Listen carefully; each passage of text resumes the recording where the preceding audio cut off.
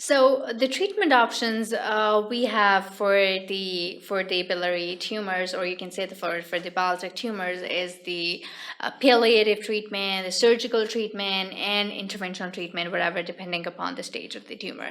But before going into the treatment, you should know actually the important clinical features. And if we talk about the different clinical features of these tumors, the first and the foremost important thing is obviously the presentation of the jaundice. And sometimes the patient can present to you with a dull ache, right hypochondrial pain, and sometimes there can be fever.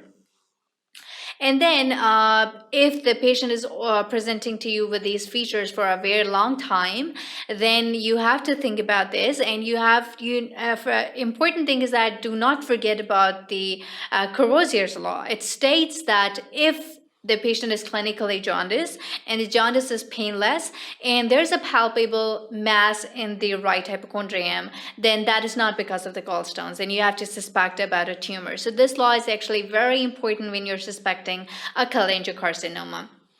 Then another important thing to know here is the weight loss, and obviously these features would be combining with a weight loss. And in important investigations which are actually going to help you would be the deranged LFTs. The patient would have a deranged liver function test, and ALP would be very, very sky high rise. And along with that, if you go for ultrasound or you go for CT, then CT would be more of the important, because CT will be defining you, and presence of the mass would be very much applicable in that. And then MR cholangiopancreatography is very much important, which is we call as MRCP, because it's going to tell you about the involvement of the, and you can classify this tumor accordingly on the basis of the MRCP, and you can make a bismuth Coloradi classification scale upon that. Endoscopic ultrasound can be very much helpful because it's going to tell you about the invasion, and obviously the biopsy. Biopsy is going to tell you that tumor is malignant or not. That's obviously one of the important part. And there are some important tumor markers which are not very specific, but they can be raised. Like if you talk about the CA199, which is also a tumor marker for the pancreatic cancers, and the carcinoembryonogenic antigen. Okay, so these important tumor marker, which is CEA, along with the CA199, they can be raised in a tumor. Now, the thing is that depending upon the clinical features and depending upon the presentation and a weight loss and other things, you have actually made up a diagnosis of a carcinoma. Now, what are the options you have for the treatment? Okay, first and the foremost thing is you have to define if the tumor is resectable or not. We're not talking about the benign tumors, we're talking about the malignant tumors. Okay, so first and the foremost thing which is important is depending upon the resectability. Investigations which are going to help you is endoscopic ultrasound and PET scan. They are actually going to tell you about the status of the portal vein, and they will be telling you if there's involvement of the portal vein and the tumor is involving the adjacent structures, and most of the hepatic parenchyma is involved, and the common hepatic and the right hepatic artery is involved. Then you will think about palliative treatment most of the time. You will think about biliary drainage procedures. So one thing is surgery, second thing is chemotherapy, third thing is radiotherapy, and then you have a palliative care for the advanced tumors, like the stage 4 tumors. Okay, so combining surgery with the chemo and radio, it's actually very nice because it has a better prognosis. And for palliative care is for those people who have distant metastatic tumor, especially.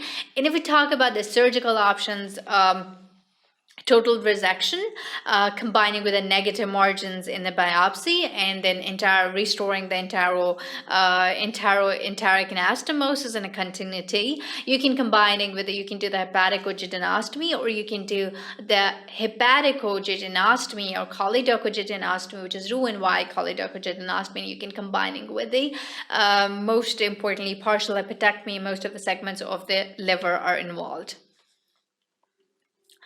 Now, this is a very important flow sheet, and it's actually going to help you in the management of your patient or coming to you with a cholangiocarcinoma.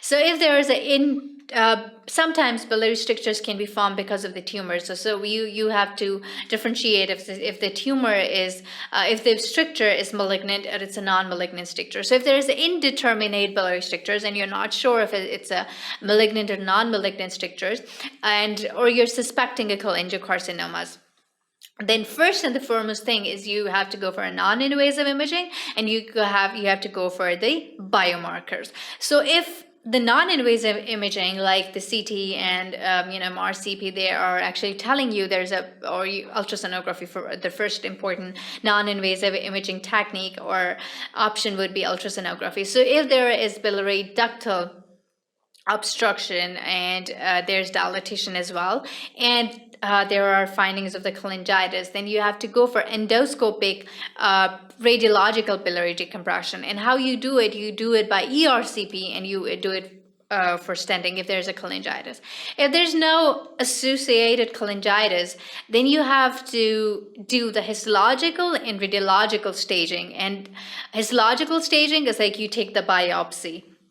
And for the radiological staging, what you can do is like you can go for the PET scan and you can go for the endoscopic ultrasonography. So this is multidisciplinary team committee, and you have to go for the specialist opinion if the tumor is resectable or not. If the tumor is resectable, then you have to go, you have to assess your patient, the age and comorbidities, and if you will have to assess if the patient is fit for the surgery or not. And then some of the pre-operative treatments, you can do some of the neoadjuvant chemotherapy that can be very much important, and you can go for the surgical resection of the tumor. Then for the tumors which are not resectable, like they're the unresectable tumors, then you have to go for the palliative chemo and radiotherapy.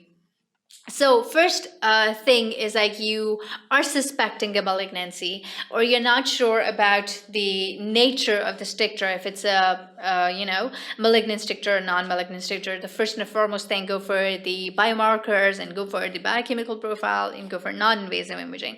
So the thing which is coming in a non-invasive imaging is ultrasonography. There's a biliary ductal obstruction and dilatation, look for cholangitis. If there's cholangitis, then you have to do a decompression procedure, and you can go for the ERCP or you can go for stenting, biliary stenting. Some of the people and some of the surgeons, they don't prefer to go for this ERCP preoperatively. The thing that it can actually, stenting can, distort the anatomy of the biliary tree. So they actually don't go for the ERCP preoperatively. They do the surgeon, then they go for a different decompressive part. If there's no cholangitis, then you have to go for the radiological testing, you have to stage your tumor, and you have to identify if the tumor is resectable or not. If the tumor is resectable, so depending upon the location, there are different treatment options. Go for the total resection with the negative margins, or you go for the hepatocoaguloplasty, or you go for the Whipple's procedure for advanced tumors involving the stage 5 bismuth chloride classification. And then there are some unresectable tumors, and for the unresectable tumors, you have to go for the palliative chemotherapy, or you have to make jejunostomy, which is actually the surgical bypass procedure. And if there is no bile duct dilatation or obstruction, then again you have to follow the same procedure, and histological grading and classification is important.